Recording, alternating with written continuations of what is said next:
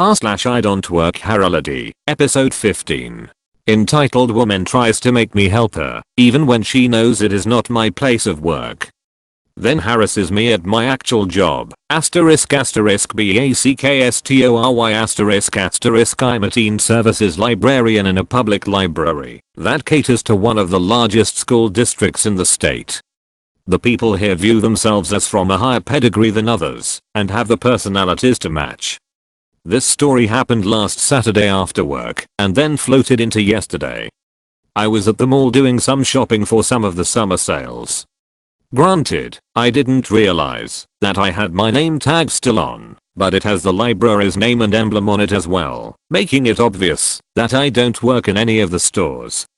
Anyway, on with the story. Cast me E, department store employee M, manager of department store U, entitled Woman S, my supervisor at my job LD, library director. A story. I'm finally out from working a busy full day from opening to closing and decide to go to the mall after. It is only about 20 minutes away and still in the school district boundaries.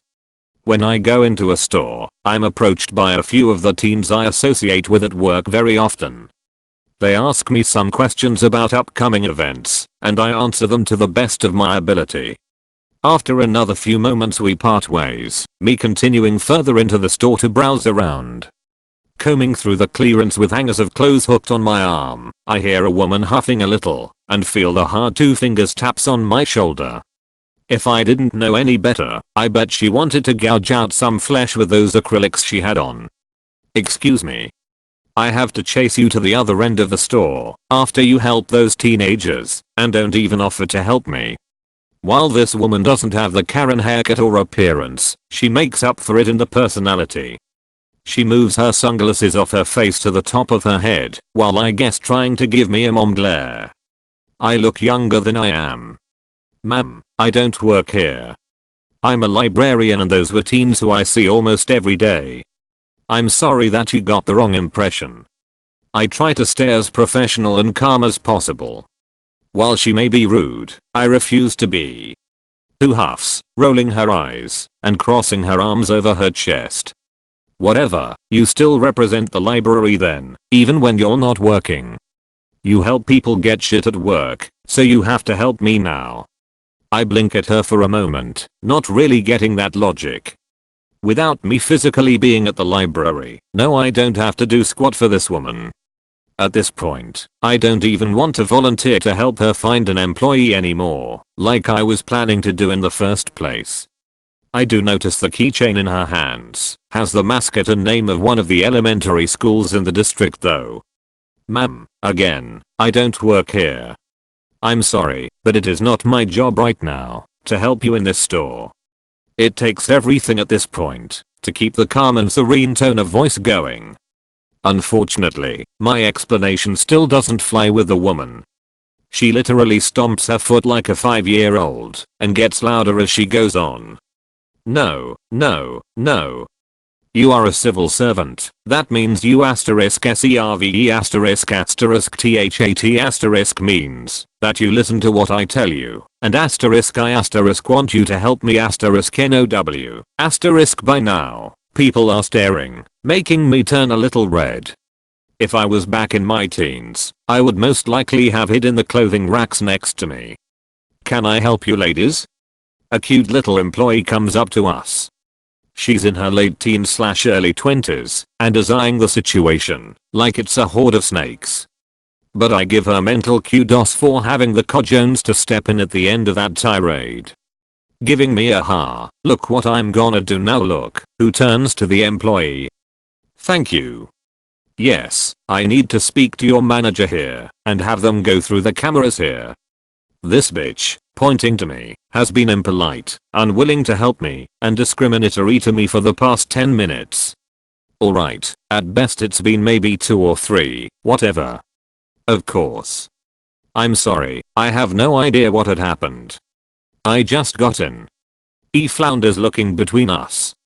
I feel myself get a little more red and getting nervous with the involvement of a manager, innocent or not. Confrontation is not my strong suit, and I have a horrible expression of looking guilty, even when I'm not most times, according to my boyfriend and family. M now comes over. She's a woman I recognize from visiting the library as a patron, though I never interacted with her. She smiles at me, also recognizing me. Hi. You're from the library, right? In the teen department? I smile, realizing that I have an ally in my corner, and just nod. Not that I would have a chance to say anything else. Who instantly steps in. Yes, she's from the library and is refusing to help me. Who makes her voice sound all meek and sad when you were previously able to possibly hear her from Mars a minute ago. M looks at me and I give a droll one in return, getting pretty done with this situation at this point. Who is so busy trying to make herself look like the sad little victim here. M meets eye contact with U and speaks to her as if to a toddler, slow and making sure that each word registers to her. So let me see if I understand you. You acknowledge and understand that this young woman is not an employee of this store, but a librarian. She is not liable to help you here, but you still want her to. Absolutely seething, who hisses a breath out between her teeth. Yes. And she represents civil servants even outside of work. She works for the state. Since I'm also a citizen of this state, she must help me when I need it. M also has that same silent reaction I did at this woman's reasoning and insistence that I help her. M takes a deep breath. It's not her job to help you outside of her work, and especially in a place that is not even her field of work. I will personally help you myself today. Who makes a move to speak again, but M whips her hand up to make her stop mid-breath and looks at me. Go ahead and continue shopping. I will let the cashiers know to give you 25% off your purchase for today. I only nod and smile before almost literally running away into the forest of clothes. My purchase was made, and I think it's the end of it. Nope. No, it's not. Fast forward to earlier yesterday, Monday, my first day back after the weekend.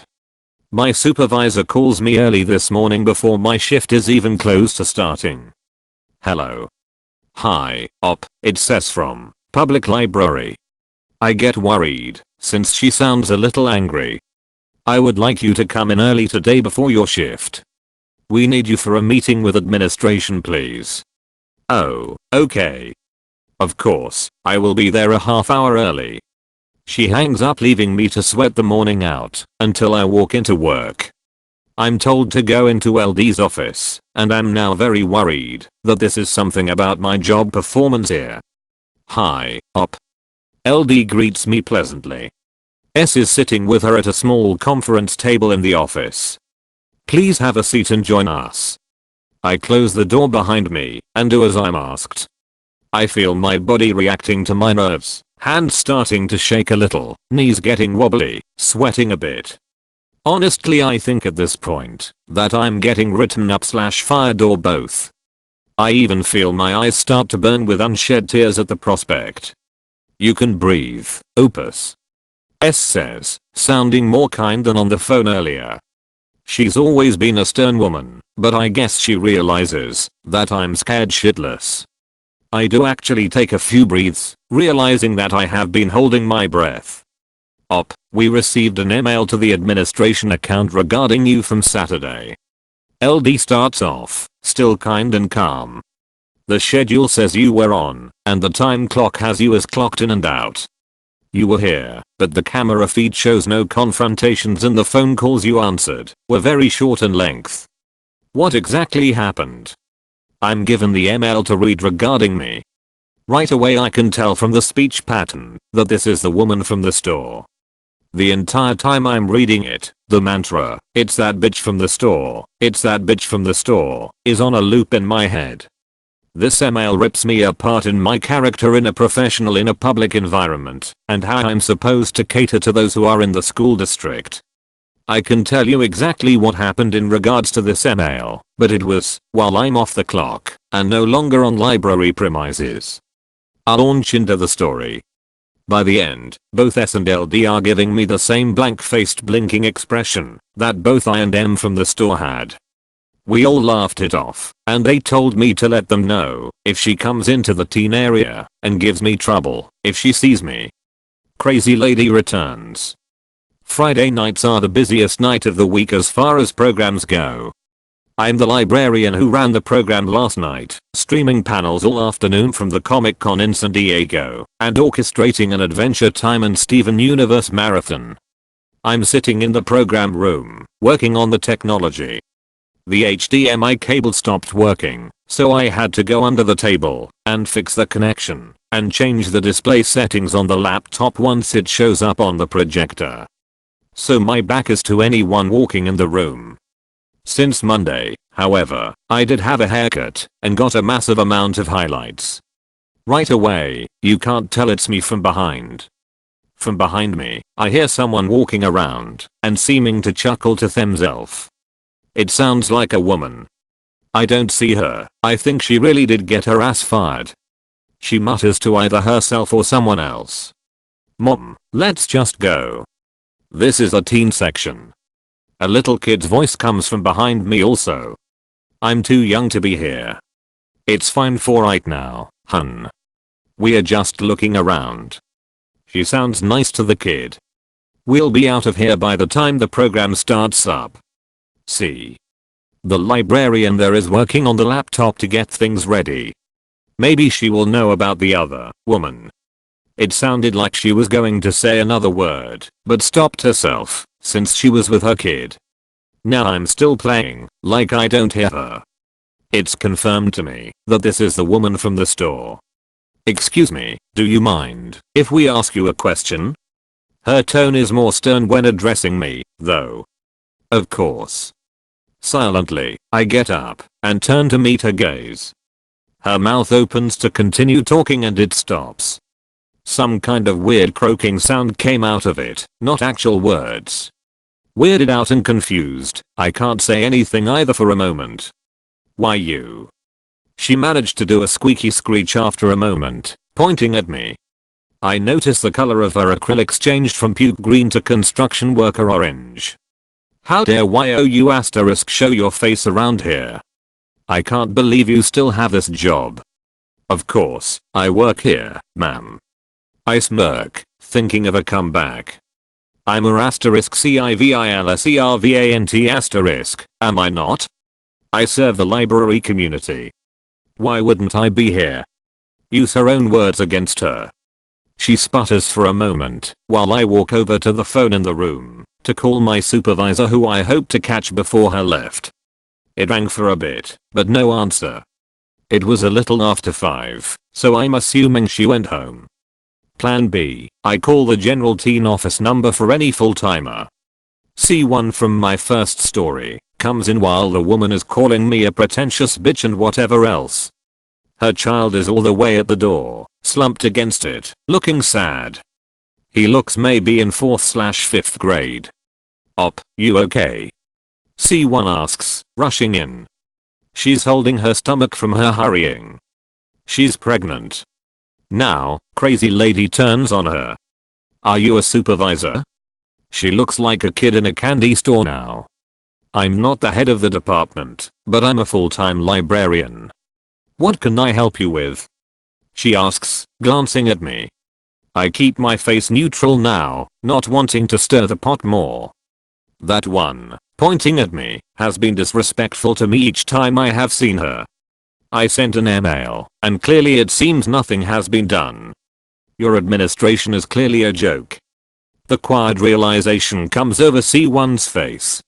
News of the story spread along the grapevine like wildfire here, and everyone knows to be on their toes around patrons right now. Ma'am, Op is one of the most respectful employees here. C1 also gets stern herself. If something happened away from the library, there is nothing that can be done. That is between you two personally. However, if something happened here today, then that is a different story. Yes. She screams, a bit too eagerly. Yes, something happened. I asked her a question a minute ago, and she attacked my son. Kid looks up from the door with wide eyes, clearly not expecting to be thrown into this. No, mom, quiet. I'll take care of it. She hisses at him before turning back to C1.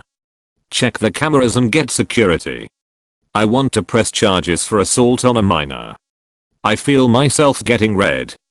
Like I said, regardless of me being innocent, I'm going to look like a deer in headlights.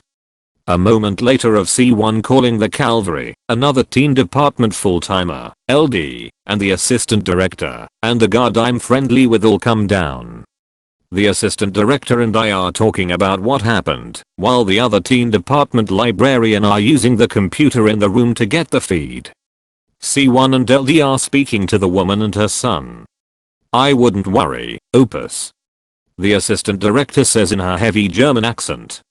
I don't think you would do anything like she claims. But we still have to take these things seriously. I nod, teary-eyed from the drama. Thank you, I understand. The camera feed is shown to everyone in the room, and it is clear that we only said words, and no assault was conducted on my part. I told both LD and C1 then what I told the woman, and how it translated from last weekend. LD told the woman that clearly this is harassment and she will be put on a 3-month ban from the library. If her son wants to come, someone else will have to bring him. She will not be allowed on library premises. Once she was escorted from the building by the guard, I was given an informal warning though on how I addressed her. Regardless of the past issues, what I said, and how I said it does not reflect the library in the best light to patrons. It stung a bit, but I guess I understand. That's a wrap of the drama. You look like an employee, you obviously are. On mobile, don't kill me, so I was at Target, wearing a red shirt, when it happens. A sharp tap on my shoulder. A hard excuse me.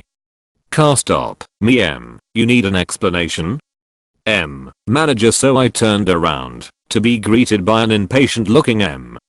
M excuse me. She said again me, yes? Am I in your way or something? M, ugh. Target employees are always idiots. I need a thing she needs, right now. Where are they? Me, shrug, I don't know lady, I don't work here point she goes red in the face. And she explodes. M, of course you do. You're wearing red. You're obviously an employee. Now where are the fucking items she needs, you idiotic whore? I'm a virgin, and I'm very smart. I'm starting to get angry at this women. I don't work at Target. Me, lady stop yelling. I don't even work here. Ask a different employee, and they'll say the same thing. That I don't work here. M, I think I'll just get the manager to fire you. That'll teach you to be disrespectful of your customers. She stomps off to get my manager. I return to getting what I need, and I find it. As I'm looking around, to make sure there's nothing else I could need, I hear this. M, there she is. Your disrespectful employee, that you must fire immediately. I turn to see M and M at the entrance to the aisle. M looking smug as though she's won, and M looking confused as he's faced with a woman that's most definitely not one of his employees. He turns back to M and says this. M, ma'am, this woman does not work here. She's just wearing red. Please stop bothering her. M stomps off in a huff again. I had peaceful time after that. Although I did see her giving me death glares from another aisle.